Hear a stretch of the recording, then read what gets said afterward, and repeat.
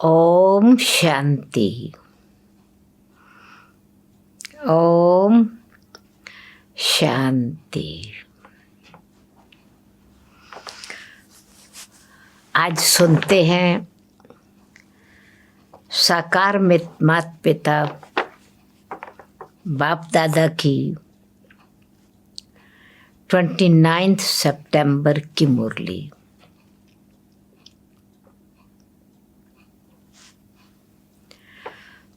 पढ़ाई हमारे जीवन का आधार है। पवित्रता योग पर आधारित है। हमारे संस्कार हमारे दिव्य गुण और व्यवहार पर आधारित है और दुआएं सफलता, सेवा की सफलता, निर्माणता के आधार पर आधारित है।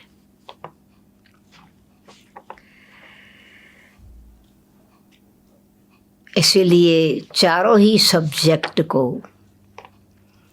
अच्छी तरह से स्टडी करें और पास विद ऑनर बने।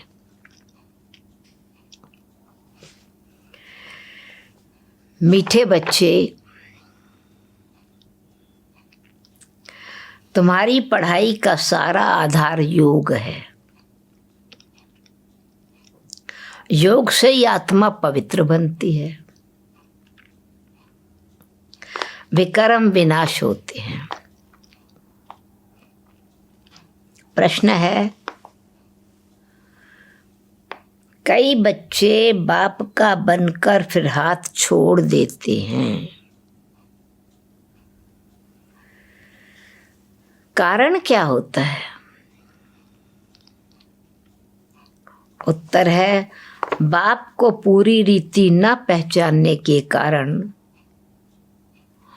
पूरा निश्चय बुद्धि न होने के कारण 8-10 वर्ष के बाद भी बाप को फारखती दे देते हैं। पद भ्रष्ट हो जाता है।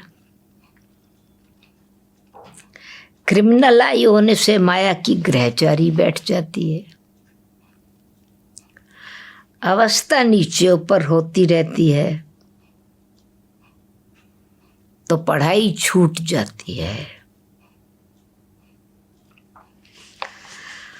ओम शांति। रूहानी बच्चों प्रति रूहानी बाप समझा रहे हैं। अभी समझते हो, हम सब रूहानी बाप के बेहद के बाप के बच्चे हैं। रूहानी बाप बेहद का बाप है।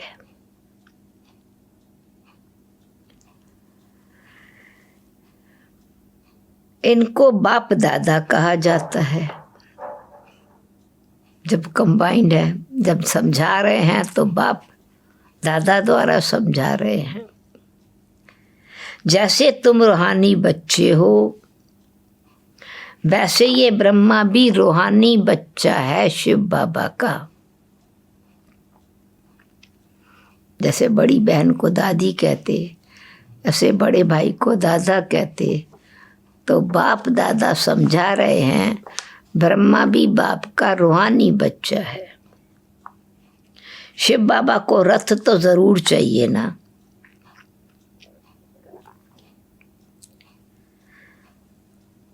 जैसे तुम आत्माओं को ऑर्गन्स मिले हुए हैं कर्म करने के लिए, वैसे शिव बाबा को रथ तो जरूर चाहिए ना, कर्म करने के लिए, क्योंकि ये कर्म क्षेत्र है ना, जहां कर्म करना होता है। और वो है घर, परम धाम है आत्माओं का घर, और ये है कर्म क्षेत्र। आत्मा ने जाना है कि हमारा घर शांति धाम है। वहां खेल नहीं होता, बत्तियां आदि कुछ नहीं होती,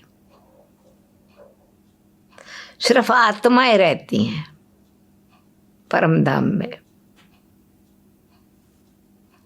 यहां आती हैं पार्ट बजाने। तुम्हारी बुद्धि में है ये बेहद का ड्रामा है। जो एक्टर्स हैं उन्हों की एक्ट शुरू से लेकर अंत तक तुम बच्चे नंबरवार पुरुषार्थ अनुसार जानते हो। या कोई साधु संत आदि नहीं समझाते। यहाँ हम बच्चे बेहद के बाप के पास बैठे हैं। अब हमको वापस जाना है। पवित्र तो जरूर बनना है, आत्मा को पवित्र जरूर बनना है। ऐसे नहीं कि शरीर भी यहाँ पवित्र बनना है।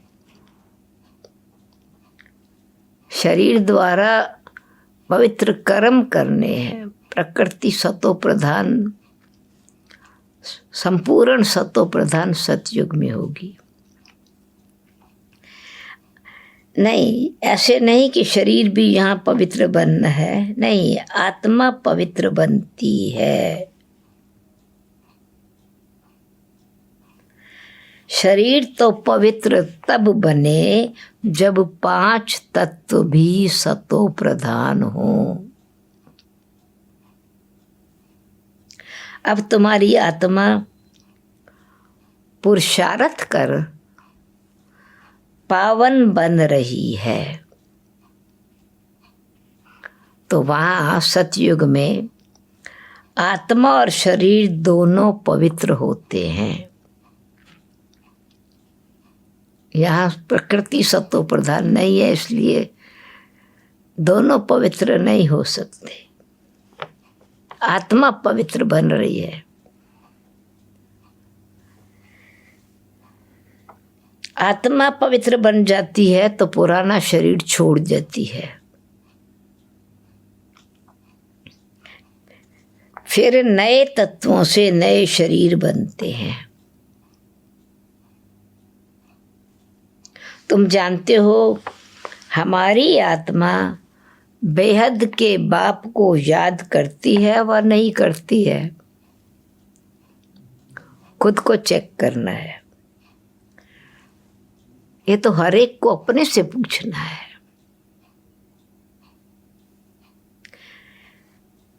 पढ़ाई का सारा मदार योग पर है। पढ़ाई तो सहज है, समझ गए कि चक्कर कैसे फिरता है। मुख्य है ही याद की यात्रा।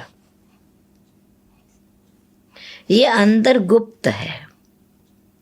याद गुप्त चीज है। अपनी कितना समय हम याद में रहते हैं, आत्मा अपने आप को जानती है। पढ़ाई तो सहज है। अंदर गुप्त आत्मा को योग कितना है देखने में नहीं आता है। बाबा नहीं कह सकते कि ये बहुत याद करते हैं व कम। हाँ, ज्ञान के लिए बता सकेंगे कि ये ज्ञान में बहुत तीखा है। याद का तो कुछ देखने में नहीं आता है। ज्ञान मुख से बोला जाता है। याद तो है अजप्पा जाप। जाप अक्षर भक्ति मार्ग का है, पर जाप का मतलब कोई नाम जपना नहीं। यहाँ जब जाप कहते हैं अजप्पा जाप, यानी बिना शब्दों के बाबा को याद करना। मुख से बोलने की बात नहीं, राम राम शिव शिव कहने की बात नहीं है। या तो आत्मा को अपने बाप को याद करना है, ये भी नहीं शिव बाबा ऐसे भी कह के याद नहीं करना है, जरूरी नहीं है, साइलेंस में याद कर सकते हैं। तुम जानते हो बाप को याद करते करते पवित्र बनते बनते मुक्ति धाम शांति धाम में जाकर पहुंचेंगे। ऐसे नहीं कि ड्रामा से मुक्त हो जाएंगे,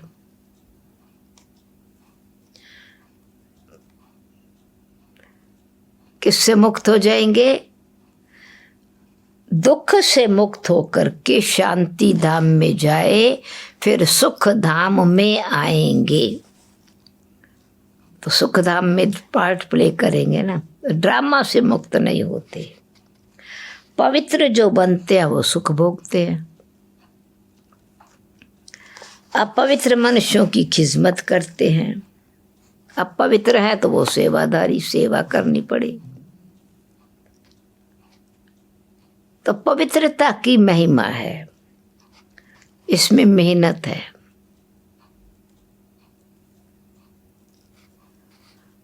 आंखें बड़ी धोखा देती हैं, गिर पड़ते हैं। नीचे और नीचे ऊपर तो सबको हमना पड़ता है, यानी ग्रहचारी आती है तो अवस्था नीचे ऊपर होती है। ग्रहचारी सबको लगती है। बाबा कहते हैं, बल बाबा कहते हैं बच्चे भी समझा सकते हैं, भाई भी समझा सकते हैं, फिर भी बाबा कहते हैं माता गुरु चाहिए, माताओं को मान देना है। माता गुरु चाहिए कि अब माता गुरु का सिस्टम चलता है। बाबा माताओं को मान देते हैं, आगे पिताओं का था, अभी माता गुरु का सिस्टम चलता है। भगवान माता गुरु का सिस्टम चलाते हैं। अभी पहले पहले कलश माताओं को मिलता है, माताएं मेजॉरिटी में हैं। कुमारियां राखी बांधती हैं पवित्रता के लिए।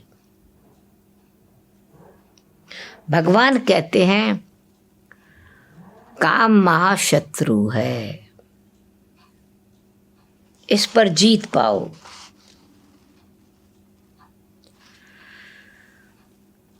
रक्षाबंधन पवित्रता की निशानी है। बाकी रस्म रिवाज अनुसार वो लोग राखी बांधते हैं, पवित्र तो बनते नहीं। रक्षाबंधन के त्योहार पर बहन भाई को राखी बांधती है। लौकिक रीति में राखी का बंधन का त्योहार चलता है, पवित्र तो बनते नहीं। तो इसलिए वो आर्टिफिशियल राखी है। रक्षाबंधन पवित्रता का कंगन है जो रक्षा करता है। इसीलिए बाबा कहते हैं वो आर्टिफिशियल राखी है, कोई पावन बनाने वाले नहीं है। इसलिए ज्ञान चाहिए। अभी तुम राखी बांधते हो और अर्थ भी समझाते हो। ये प्रतिज्ञा है पवित्र जीवन जीने की, योगी जीवन जीने की। योगी बनो, पवित्र बनो, परमात्मा की शिक्षा का पालन करो, तो शिक्षा ही की धारणा ही रक्षा की छतरी है। समझाते हैं फिर हम, ये प्रतिज्ञा कराते हैं। तो ये पवित्रता का कंगन है, उसकी यादगार में ही फिर जैसे सिख लोगों को कंगन निशानी होती है, परंतु पवित्र नहीं बनते। पर ये एक रक्षाबंधन तो पवित्रता की निशानी है, पवित्रता का बंधन है। योगी जीवन, पवित्र जीवन जीने की प्रतिज्ञा है। पतित को पावन बनाने वाला सर्व का सद्गति दाता एक है। वो देहधारी नहीं है। पानी की गंगा तो इन आंखों से देखने में आती है।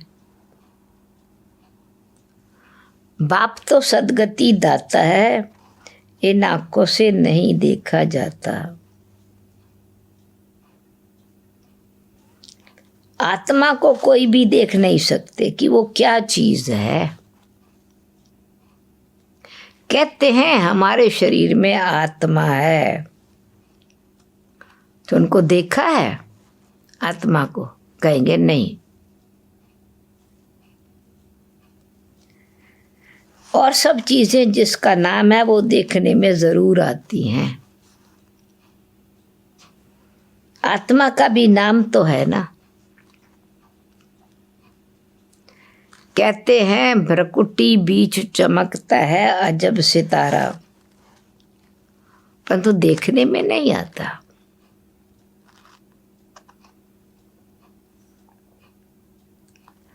परमात्मा को याद करते हैं, देखने में कुछ नहीं आएगा, इसलिए उसको निराकार कहते हैं। परम आत्मा है, याद करते हैं निराकार को, पर आंखों से देखने की चीज नहीं है। श्री लक्ष्मी नारायण को देखा जाता है इन आंखों से, वो साकार शरीर वाले हैं। लिंग की भल पूजा करते हैं, इसे ज्योतिर्लिंगम कहते हैं। ना स्त्री का रूप, ना पुरुष का रूप, ज्योति स्वरूप ज्योतिर्लिंगम कहते हैं। परंतु कोई यथार्थ रीति तो सही नहीं है ना, वो इतना बड़ा रूप तो नहीं है। परमात्मा भी अति सूक्ष्म ज्योति बिंदु ही है, पर बीज स्वरूप है, रचता है, तो बीज के रूप को शिवलिंग के रूप में मंदिर बना दिए है। परंतु वो यथार्थ रीति तो सही, यथार्थ रीति तो नहीं है ना। देखते हुए भी जानते नहीं है कि परमात्मा क्या है। ये कोई जान नहीं सकते। जब तक परमात्मा खुद आके अपना परिचय न देवे, तब तक न ज्ञान है, न पहचान है, ना रियल संबंध जुड़ता है। आत्मा तो बहुत छोटी बिंदी है, देखने में नहीं आती है। ना आत्मा को न परमात्मा को देखा जा सकता है। वो आंखों से देखने वाली चीज नहीं है, पर जाना जा सकता है। तो परमात्मा जब तीसरा दिव्य नेत्र देते हैं, दिव्य दृष्टि मिलती है, तो परमात्मा को जाना जा सकता है, ज्ञान के नेत्र से देखा जाता है।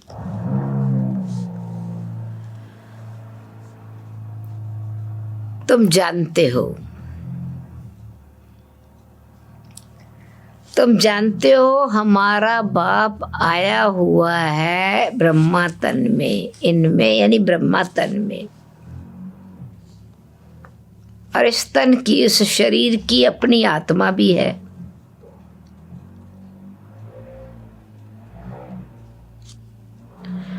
फिर परम पिता परमात्मा कहते हैं मैं इनके रथ पर विराजमान हूं, ब्रह्मा के रथ पर विराजमान हूं। इसीलिए बाप दादा कहते हैं। परमात्मा बाप ब्रह्मा के रथ में विराजमान है, तो दोनों कंबाइंड है, तो बाप दादा कहते हैं। अब दादा तो इन आंखों से देखते हो ना, ब्रह्मा बाबा को तो इन आंखों से देखते हैं ना हम, पर बाप को नहीं देखते, दादा को देखते हैं। जानते हो बाबा ज्ञान का सागर है, वो शरीर द्वारा हमको ज्ञान सुना रहे हैं।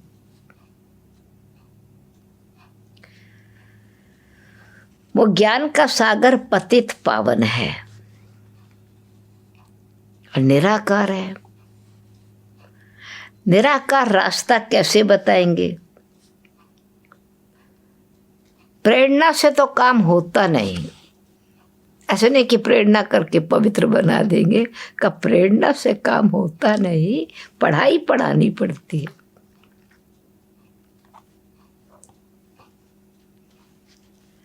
तो बाबा कहते हैं भगवान आते हैं, किसको ये पता ही नहीं है। शिव जयंती भी मनाते हैं तो जरूर जहाँ आता होगा ना, हर कल्प आते हैं तो यादगार तो है। तुम जानते हो वो अभी हमको पढ़ा रहे हैं। बाबा इसमें आकर के पढ़ाते हैं। ज्ञान का सागर है, ज्ञान दे रहे हैं, पढ़ाई पढ़ा रहे हैं। बाप को पूरी रीति न जानने के कारण, न पहचानने के कारण, निश्चय बुद्धि न होने के कारण 8-10 वर्ष के बाद भी फारखती दे देते हैं, चले जाते हैं, बाप को छोड़ देते हैं। माया बिल्कुल ही अंधा बना देती है। बाप का बनकर फिर छोड़ देते हैं तो पद भ्रष्ट हो जाता है। अब तुम बच्चों को तो बाप का परिचय मिला है तो औरों को भी देना चाहिए। ऋषि मुनि आदि सब नेति नेति करते आए, आगे तो कुछ भी नहीं जानते थे, नेति नेति करते गए। अभी तुम कहेंगे हाँ हम जानते हैं। जानते हैं तो आस्तिक हो गए ना, पहचान लिया, जान लिया। सृष्टि का चक्कर कैसे फिरता ये भी तुम जानते हो। बाप को भी जाना और सृष्टि के आदि मध्यंत के ज्ञान को भी समझा। सारी दुनिया पहले जब ज्ञान नहीं था, इंक्लूडिंग सारी दुनिया और तुम खुद, अब जो पढ़ाई पढ़ रहे हैं, पढ़ाई से पहले नास्तिक थे, जानते ही नहीं थे, नास्तिक थे। सृष्टि का चक्कर कैसे फिरता है ये भी अब तुम जानते हो। अब बाप ने समझाया है।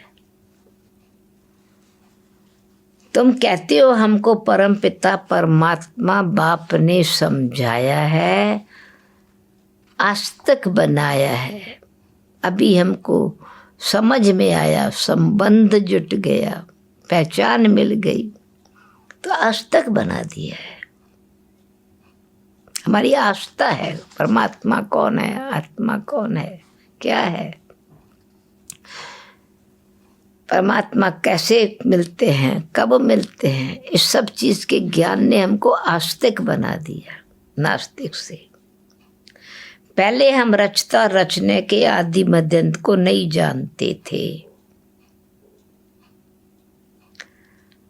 बाप है रचता, बाप ही संगम पर आकर नई दुनिया की स्थापना भी करते हैं और पुरानी दुनिया का विनाश भी करते हैं। पुरानी दुनिया के विनाश के लिए ये महाभारी महाभारत लड़ाई है, जिसके लिए समझते हैं, मनुष्य आत्माएं समझती हैं। उस समय कृष्ण था, वो युद्ध के मैदान में ज्ञान देने वाला। अभी तुम समझते हो। वो निराकार बाप था, इसने अपना परिचय दिया, मैं अव्यक्त स्वरूप हूँ, बीज रूप हूँ। साधारण तन में प्रवेश करता हूँ तो मूढ़मती मानव मुझे न पहचान तुझ समझकर गाली देते हैं। वो श्री कृष्ण के लिए नहीं, वो निराकार परमात्मा ने अपना परिचय दिया।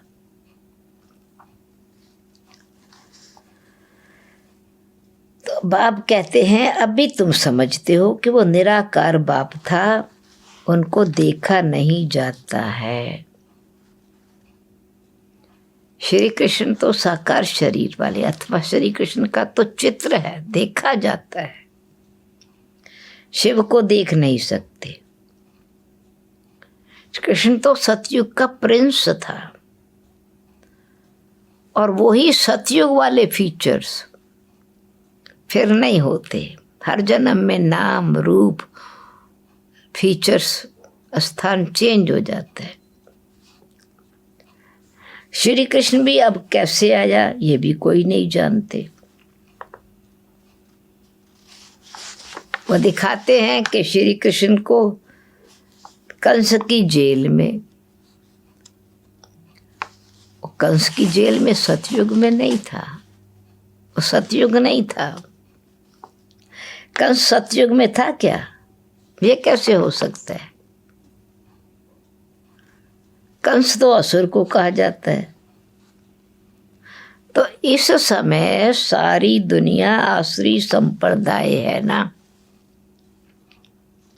वो श्री कृष्ण की आत्मा ने भी कंस के जेल में कलयुग के अंत में ज्ञान जो श्री कृष्ण बनने का लिया, वो कलयुग में लिया। आसुरी दुनिया से देवी दुनिया में गई, कृष्ण रूप सतयुग में मिला। पर आत्मा श्री कृष्ण की कलयुग के अंत में आसुरी दुनिया में रहते साधारण तन में ज्ञान मिला।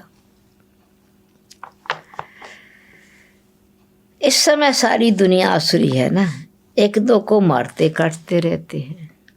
दैवी दुनिया थी ये भूल गए, मनुष्य आत्माएं ये भूल गई हैं कि था दैवी स्वराज दैवी दुनिया। और वो ये ईश्वर, ये दैवी दुनिया ईश्वर ने स्थापन की थी। ये भी तुम्हारी बुद्धि में है। ये दैवी दुनिया परम पिता परमात्मा ब्रह्मा तन में प्रवेश होकर के स्थापन करते हैं।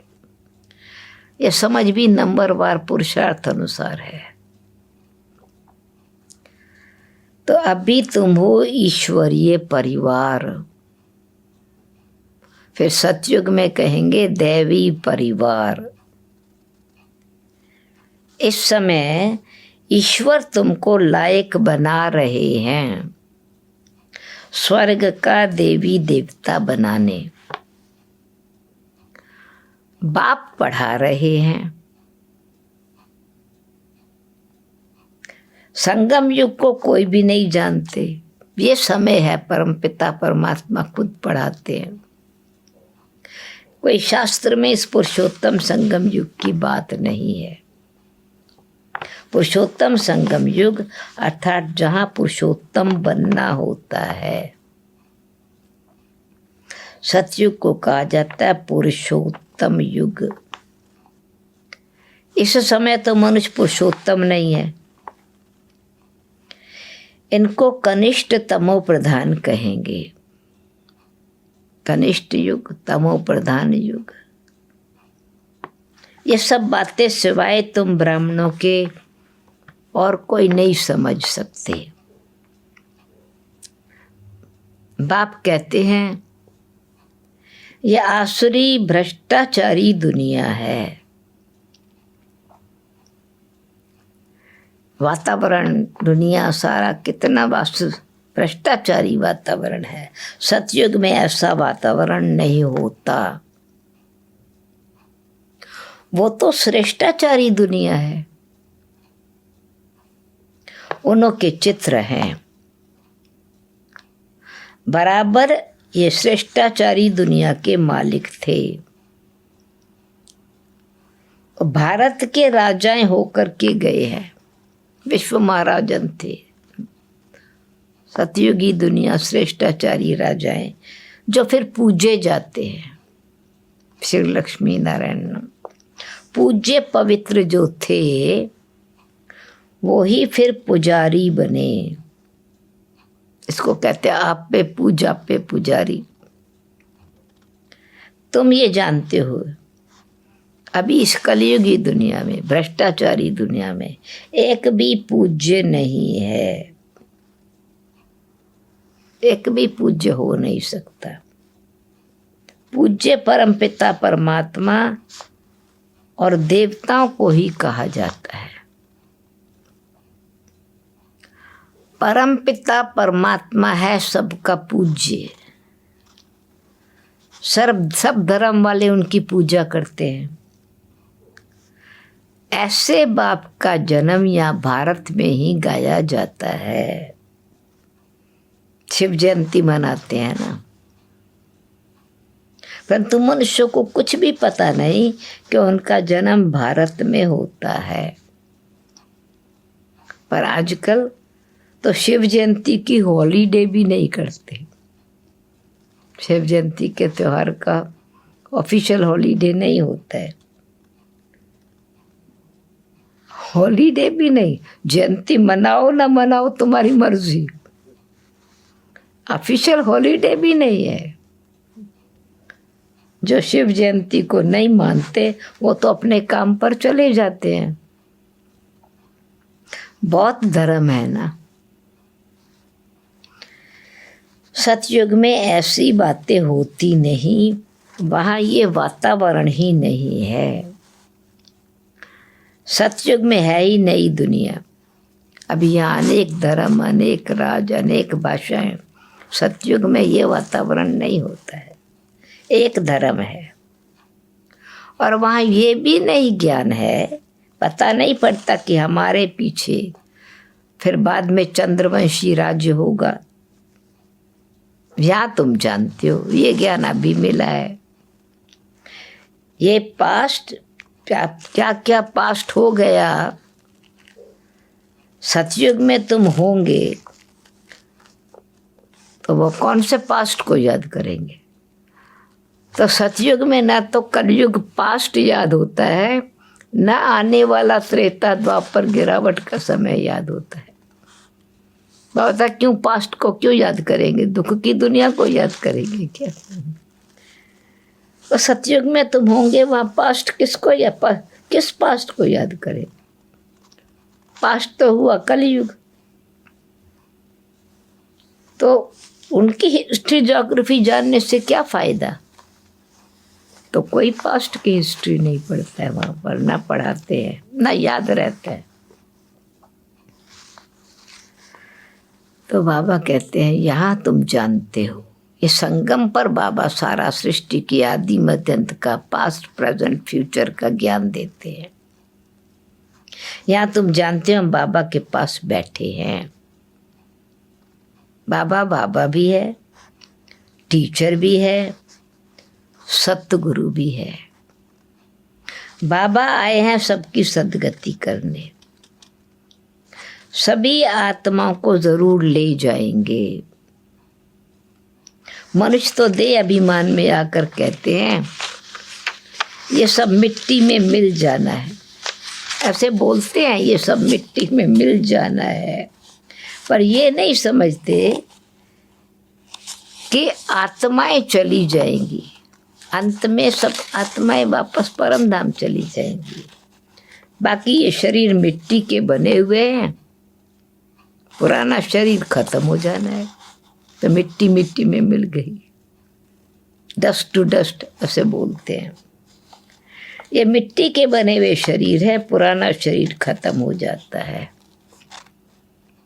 और बाकी सृष्टि के चक्र में हम आत्मा एक शरीर छोड़ दूसरा जाए, दूसरा लेती हैं। पर ये अभी आखिरी जन्म है, ये अंतिम जन्म है।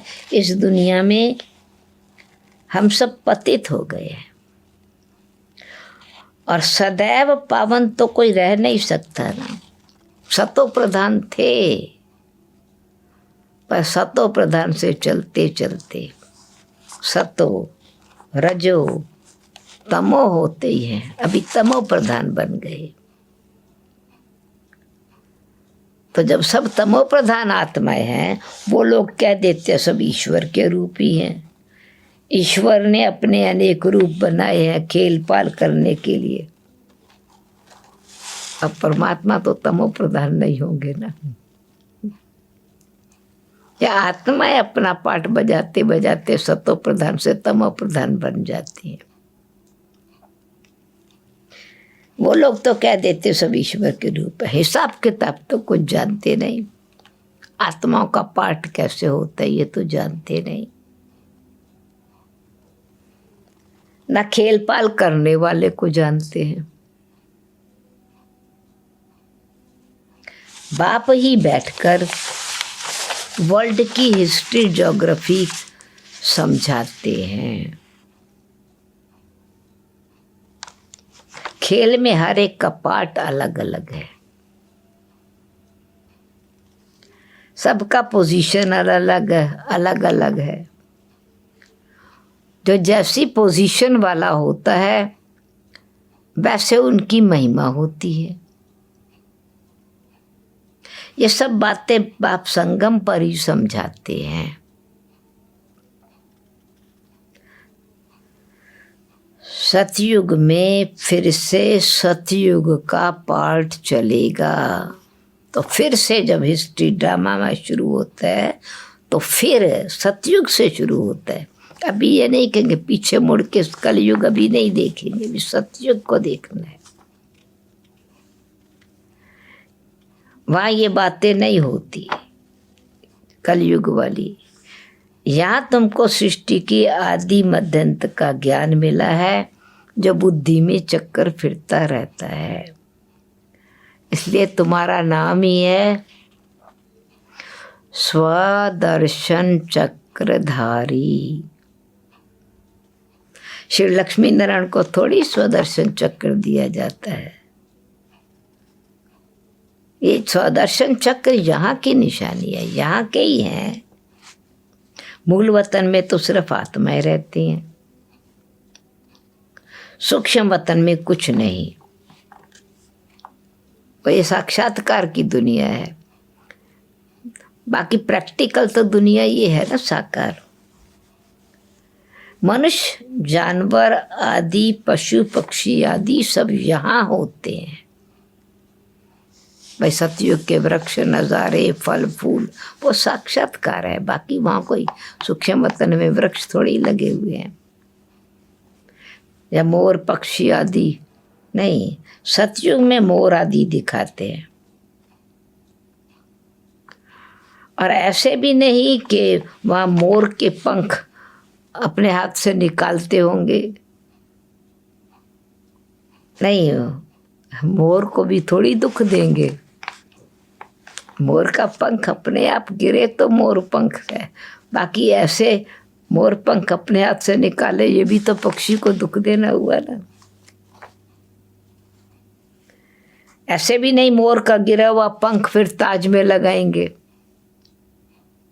अपने हाथ से भी नहीं निकालेंगे।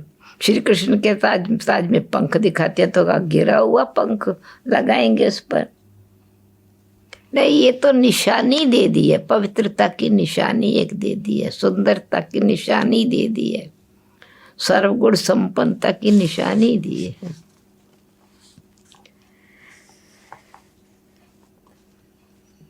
खूबसूरती की निशानी दी है। बाकी ऐसे ताज निकाल के पंख निकाल के या गिरा हुआ ये तो झूठा पंख हो जाएगा ना फिर।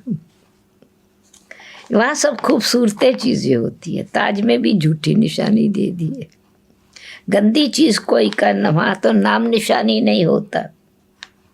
ऐसी कोई चीज़ नहीं होती जिसको देख करके घृणा आए। वहाँ घृणा तो होती नहीं है। जानवरों को भी दुख नहीं होता है ना। कोई जानवर किसको दुख देंगे।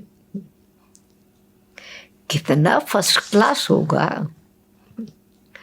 कितना फर्स्ट क्लास वो वर्ल्ड होगा जहाँ न पशु पक्षी एक दो को दुख देवे, न हम पशु पक्षियों को सताए, न पशु पक्षी किसको दुख देवे, न मनुष्य आत्माएं किसको दुख देवे न लेवे। सतयुग तो कितना फर्स्ट क्लास होगा। नाम ही है स्वर्ग, हेवन, वैकुंठ, नई दुनिया, भविष्य, कितने नाम से याद करते हैं। यहाँ तो पुरानी दुनिया में देखो, बरसात के कारण मकान गिरते रहते हैं, मनुष्य मर जाते हैं, अर्थक्वेक होगी सब दबकर मर जाएंगे। सतयुग में ऐसे थोड़े ही होगा। फिर बाद में वृद्धि को पाते रहेंगे। सतयुग में पहले थोड़े आत्माएं उतरती हैं, फिर धीरे धीरे उतरती हैं, तो पॉपुलेशन बढ़ती रहती है। पहले सूर्यवंशी होंगे,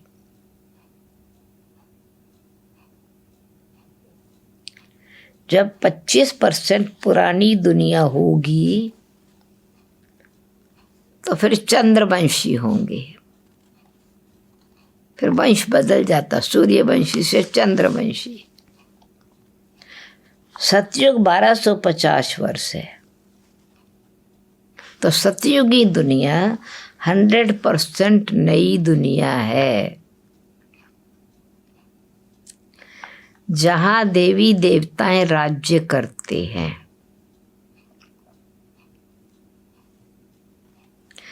तुम्हारे में भी बहुत है जो इन बातों को भूल जाते हैं। राजधानी तो स्थापन होनी ही है। राजधानी में राजा रानी प्रजा 10 दासियां सब चाहिए, तो नंबर वार हो जाता है धारणा अनुसार। इसलिए डिसहार्टेंड नहीं होना है, हार्ट फेल नहीं होना है। पुरुषार्थ की बात है, पुरुषार्थ जरूर करना है। ये ज्ञान मेला राजा रानी प्रजा 10 दासियां सब कोई नहीं पुरुषार्थ करता है, तो समझ है कि सब तो एक, सब तो राजा नहीं बनेंगे ना। पर पुरुषार्थ की बात है, पुरुषार्थ तो जरूर करना है। पर बाप तो सभी बच्चों को एक समान तदबीर अथवा पुरुषार्थ कराते हैं। ऐसे टीचर पढ़ाई तो सबको एक समान पढ़ाते हैं ना, पर किस नंबर से पास होना है, फर्स्ट डिवीज़न से पास होते हैं या सेकंड डिवीज़न से पास होते हैं या नहीं पास होते, ये तो अपने पुरुषार्थ के ऊपर मदार है ना। इसलिए बाबा कहते हैं कि टीचर का संबंध होने के कारण ये नहीं कहेंगे कि भगवान में भेदभाव है, किसको राजा बनाया किसको प्रजा बनाया, नहीं। हमने अपने पुरुषार्थ से पद पाया। तुम अपने लिए विश्व पर स्वर्ग की बादशाही स्थापन करते हो। अपने को देखना है हम क्या बनेंगे, अपने को देखना है हम क्या बनेंगे। अच्छा, मीठे मीठे सिकी लद्दे बच्चों प्रति मात पिता बाप दादा का याद प्यार और गुड मॉर्निंग। रूहानी बाप की रूहानी बच्चों को नमस्ते। हम रूहानी बच्चों की रूहानी बाप दादा को याद प्यार गुड मॉर्निंग और नमस्ते। धारणा के लिए मुख्य सार, इस पुरुषोत्तम संगम युग में स्वर्ग के देवी देवता बनने का, स्वर्ग के देवी देवता बनने की पढ़ाई पढ़कर स्वयं को लायक बनाना है। पुरुषार्थ में डिसहार्टेंड, दिल शिकस्त नहीं होना है। बाबा कहते हार्ट फेल नहीं होना है, हिम्मत रखनी है। दूसरा पॉइंट, इस बेहद के खेल में हर एक एक्टर का पार्ट और पोजीशन अलग अलग है। जैसी जिसकी पोजीशन वैसा उसे मान मिलता है। ये सब राज समझ वर्ल्ड की हिस्ट्री ज्योग्राफी का सिमरण कर स्वदर्शन चक्रधारी बनना है। वरदान। श्रीमत में से मनमत और जनमत की मिलावट को समाप्त करने वाले सच्चे स्वकल्याणकारी भव। श्रीमत से में मनमत और जनमत की मिलावट को समाप्त करने वाले सच्चे स्वकल्याणकारी भव। एक्सप्लेनेशन। बाप ने सभी बच्चों को सभी खजाने स्वकल्याण और विश्व कल्याण के प्रति दिए हैं, लेकिन उन्हें व्यर्थ तरफ लगाना, अकल्याण के कार्य में लगाना, श्रीमत में मनमत और जनमत या परमत को मिलावट करना, ये अमानत में खयानत है। अब इस खयानत और मिलावट को समाप्त कर, खयानत और मिलावट को समाप्त कर रूहानियत और रहम को धारण करो। अपने ऊपर और स्वयं सर्व के ऊपर रहम कर स्वकल्याणी बनो। स्व को देखो, बाप को देखो, स्व कल्याण करने के लिए स्वयं को देखो, चेक करो, बाप को देखो, औरों को नहीं देखो। स्लोगन। सदा हर्षित वही रह सकते हैं, सदा हर्षित वही रह सकते हैं जो कहीं भी आकर्षित नहीं होते हैं। कहीं भी जो आकर्षित नहीं होते हैं वही हर्षित रह सकते हैं। सीक्रेट है सदा हर्षित रहने का। ओम शांति।